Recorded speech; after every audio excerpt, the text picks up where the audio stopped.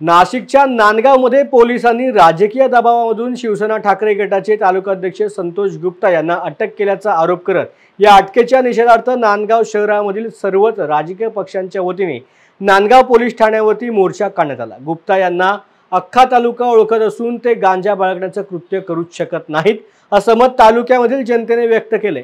नहीं चलेगी दादागिरी नहीं चलेगी, खोटा गुन्हा दाखल करणाऱ्यांवरती कारवाई झालीच पाहिजे अशा घोषणा देखील यावेळी देण्यात आल्या।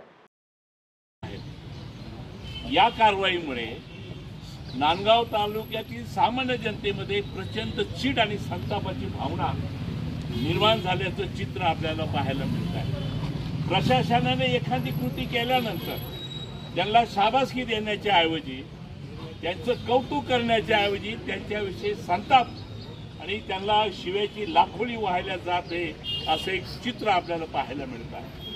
म्हणून या ठिकाणी जो काही गुन्हा दाखल केलेला आहे या तालुक्यातली सामान्य जनता ही कदापि मान्य करणार नाही की संतोषांचा हा व्यवसाय करता येईल। आणि ते जर व्यवसाय जर ते करत असतील तर साध्या बाईकवर हा माणूस खेड्यापाड्यावर फिरतो, सामाजिक कार्य करतो, एक सामान्य कुटुंबामधला हा सामान्य कार्यकर्ता आहे, त्यांच्या विरुद्ध वेगवेगळ्या अक्कसाने